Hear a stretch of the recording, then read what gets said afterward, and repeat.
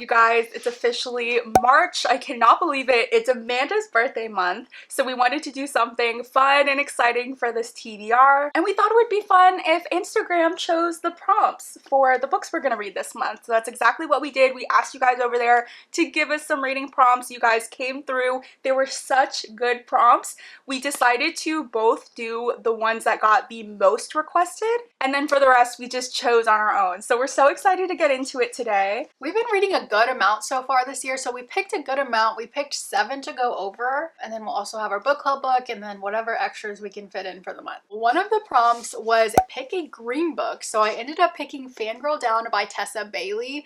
I didn't have that many green books to pick from, but I have been wanting to read this one, so this was a good option. It says Tessa Bailey launches a super sexy sports romance duology with a rom-com about a bad boy professional athlete who falls for his biggest fan. That is a dream of mine.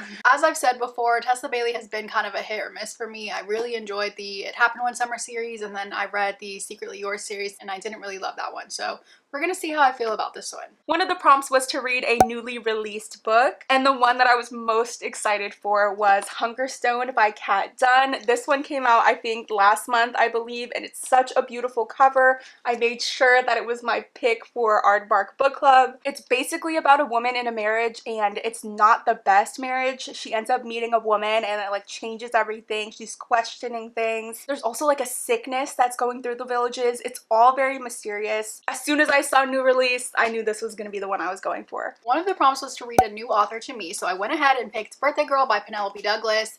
Birthday Girl, my birthday is in March, so it just seems like the right time to read it. I have been wanting to get into their books. I know they write crazy, unique stories, and that's just something that I've been really wanting to get into recently. We're gonna see. Hopefully I enjoy this, and then I want to get all their other books. Another one of the prompts was to choose a book with a cover that reminds you of horror. And that's just such a fun, unique prompt. I knew I had to go with it. I decided to choose The Eyes Are the Best Part by Monica Kim for that prompt. I mean, it's an eyeball on chopsticks. I'm terrified. I don't do good with body horror, so this to me screams horror book. It says Crying in H Mart meets My Sister the Serial Killer in this feminist psychological horror about the making of a serial killer from a Korean American perspective. Like, this just sounds like a 5-star book if I've ever heard one. You know what I mean? I have been wanting to read more Asian authors, so this is perfect timing, and I wanted to read this a couple months ago and I never got around to it, so cannot wait for this one. One of the prompts was to read a Goodreads Choice Award winner for 2024, so I'm gonna read The Wedding People by Allison Espach. She won the Fiction Award, which is very exciting. General fiction books are always a huge hit or miss for me, so we'll see, but I have heard really good things about this. It says a propulsive and uncommonly wise novel about one unexpected wedding guest and the surprising people who help her start anew. It sounds really good, so hopefully it lives up to its award. Someone's prompt was to choose a book that has all of the letters of March in the title. They said you could also use the author's name for this,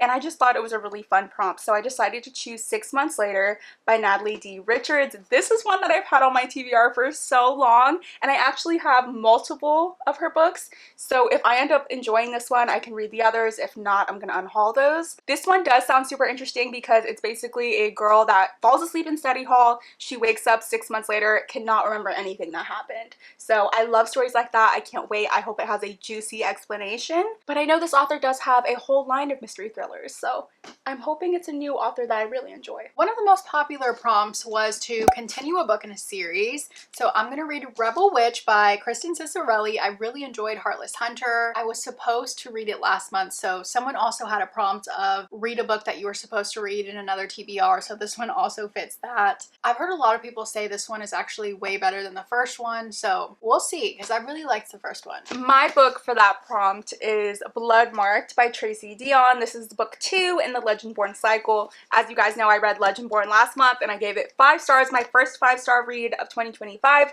so I cannot wait to continue the series. I'm so excited to get back into this world.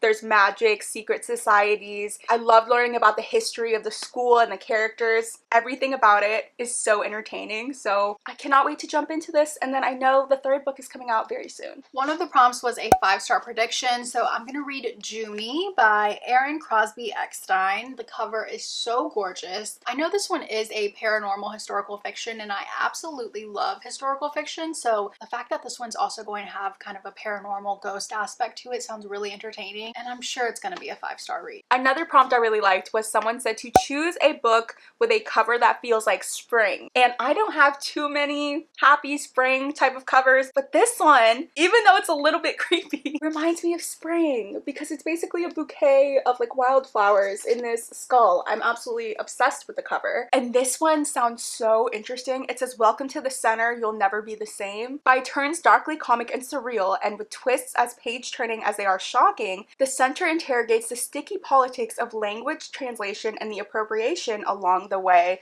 This just sounds so good. I can't wait to read it. Another one that looks a little bit on the shorter side, but this one I had to choose for the spring prompt. It just gave me an excuse to finally read it. One of the prompts was to read a book with a number in the title, so I'm gonna read One Dark Window by Rachel Gillig. I just got book 2 from our big thrifting trip that we just went to, so that motivated me to want to start this series. I know this one has a really unique magic system, and that's kind of what I want to read right now, so hopefully I love this one. Another prompt I loved was to choose a book that reminds you of your childhood. Look at the cover of this, okay?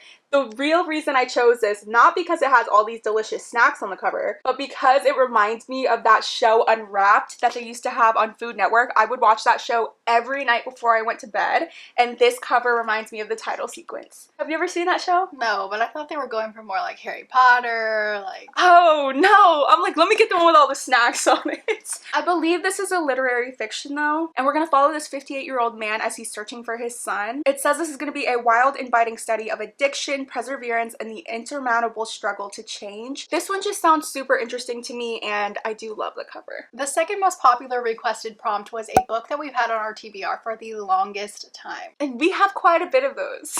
But I actually went on my Goodreads to see what the very first book was that I added to my TBR, and it was this one, The Last Time We Say Goodbye by Cynthia Hand. I remember seeing this book and knowing immediately that I had to read it, especially in the beginning of my reading journey.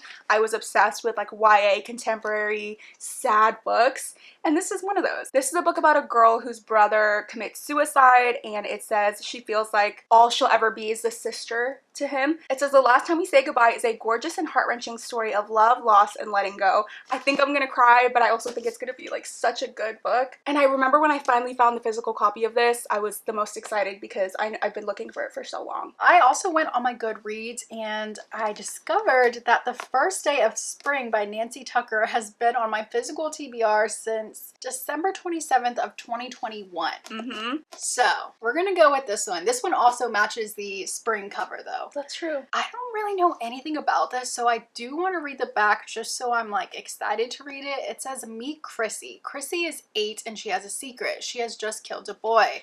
I remember this. I remember this Yeah, one. I remember now. Okay. The feeling made her belly fizz like soda pop. Her playmates are tearful and their mothers are terrified, keeping them locked up indoors. Now she has a feeling of power that she never gets at home, where food is scarce and attention scarcer. Wow. That's crazy. 20 years later, Chrissy is living in hiding under a changed name, doing all she can to forget who she used to be.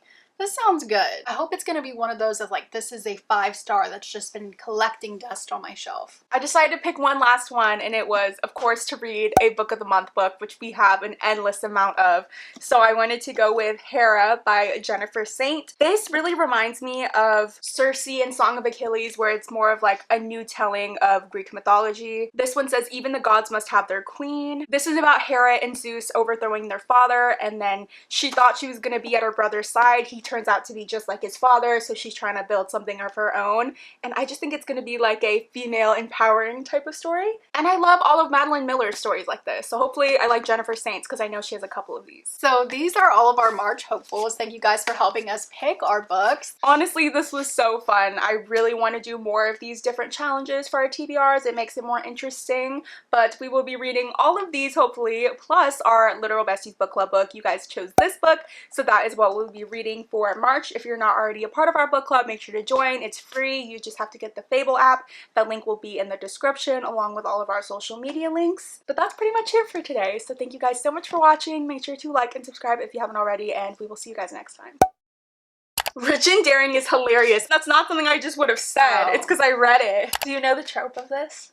Is it like her uncle or something? No, that's Credence, and that's good too. Okay. 6 Months Later by Natalia D. Richards. Why do I always read Natalie as Natalia? That's crazy. That's thick.